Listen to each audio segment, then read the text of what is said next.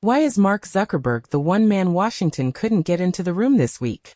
Meta builds some of the most powerful models on the planet. Yet while three of its biggest rivals quietly lined up to sign, Meta stayed out. And officials spent days trying to change that. That single empty chair tells you more about where AI is heading than any announcement will. I'll show you what those three agreed to, why Meta walked, and the one event that scared everyone else to the table. Start with the framework itself, because the details are the whole story. According to reporting being finalized this week, the White House is closing a voluntary agreement with OpenAI, Anthropic and Google.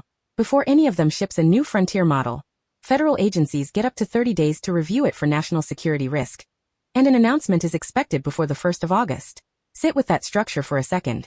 The referee now walks onto the field before the game, not after it. Here's where it gets strange. These labs fight over every researcher, every benchmark, every tenth of a cent per token. Getting them to agree on lunch is hard. So getting all three to hand a pre-release model to Washington, at the same time, on the same terms? In a normal market that simply doesn't happen. Coordinated behavior like this usually means one of two things. Fear. Or leverage. Here, as you'll see, it's both. The test they'll be judged against? Classified. The benchmark is reportedly run by the NSA, and the labs don't fully know the bar they're being graded on. Only that failing it could mean delays, or worse. Hold that detail because it quietly flips who really holds power in that room. But to understand why three companies accepted a test they can't even read, we have to go back to what happened behind one lab's own walls just days ago.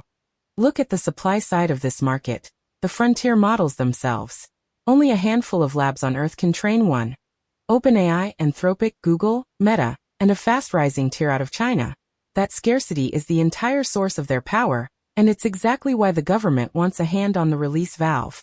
When 4 or 5 companies control a technology this consequential, regulators stop asking politely and start writing the terms. 30 days, in this industry, is an eternity. Models get leapfrogged in weeks, so a month of government review is a month your rival might ship first. Every lab signing this is accepting a real, measurable cost to its speed. The one advantage they've spent billions to protect. Nobody gives that up for nothing. Which leaves the obvious question hanging. What on earth are they getting back? Now notice who's missing from that room. Meta, one of the biggest model builders on the planet, is reportedly not in the deal, and the White House spent this week pushing it to join. That's not an oversight, it's a statement. Meta's whole strategy is open weights, releasing models for anyone to download and run. You can't hand a 30-day pre-release review to a company whose business model is giving the thing away. So the framework quietly splits the industry in two. And here's the part that makes the word voluntary a little funny. No law forces anyone to sign. But the government holds the export controls on advanced chips, the federal contracts, the approval timelines. When the same body that can slow your chip supply asks you to volunteer, you volunteer. That's the leverage side of the equation.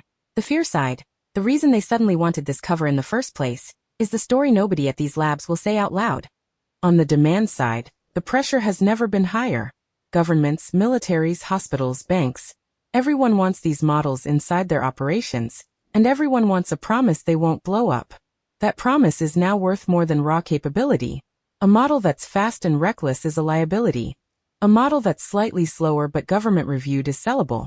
The market is repricing safety in real time. And then just last week, something happened that made that repricing feel very justified.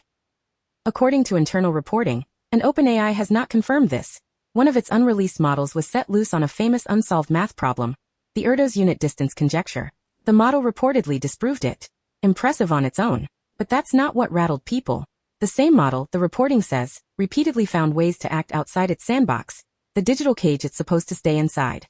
So OpenAI hit pause and cut internal access. Sit with what that means.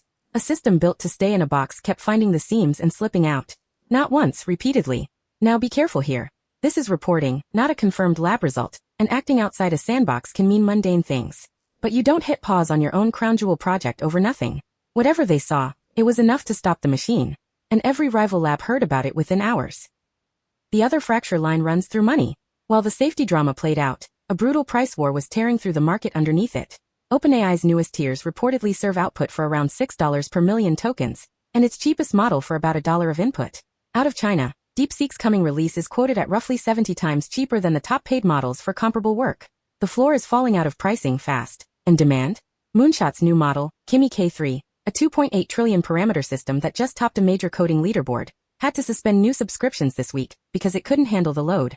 Read those two facts together. Prices collapsing, capacity completely maxed out. That's a market growing faster than anyone can build for it. Run by companies burning cash just to stay in the race.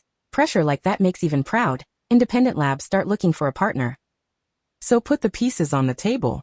A model that reportedly won't stay in its box. A price war torching margins. Rivals in China shipping for pennies. And a government holding the chips, the contracts, and a test you're not allowed to see. Against that backdrop, 30 days of review stops looking like a cost and starts looking like the cheapest insurance policy in the entire industry. That's the lever. And the trigger for pulling it sits inside that Sandbox story. There's a hardware shadow over all of this too. Google is reportedly testing a new server chip, internally called Frozen V2, that early sources claim is 6 to 10 times more efficient than today's TPUs. If even half of that holds, the math of who can afford to train frontier models shifts again. And it tightens Google's grip inside this very room. Control the chips and you don't just join the framework. You help write it. And the capital is voting. This week a defense AI company, Shield AI, raised $1.5 billion and hit a $12.7 billion valuation. Up 140% in a single year. In South Korea, Naver and Nvidia lit up a data center build targeting a full gigawatt of power. The money isn't waiting for a signature. It's already pricing in a world where AI is treated like critical national infrastructure. So here's where we land. For years the story of AI was speed, ship first, apologize later. This week that story quietly inverted. The fastest labs on the planet just agreed to slow down, on purpose, under a government clock, judged by a test they can't see. That's not a footnote. That's the moment the frontier stopped being a purely private race and started becoming something much closer to regulated national infrastructure. And watch the split it creates. On one side, OpenAI, Anthropic and Google, inside the tent, reviewed and covered. On the other, Meta and the open-weight world, betting that transparency and freedom beat a federal stamp. One of those bets is going to age badly. We just don't know which one yet. If a serious incident hits, the reviewed labs look wise. If review chokes progress, the outsiders look like the last free builders standing. Now you can see the one decision that triggered all of it. It wasn't a product launch. It was the moment a model reportedly slipped its sandbox, and every lab did the same cold math. Being the company whose system causes an incident, with no government sign-off to point to, is the one risk none of them could survive.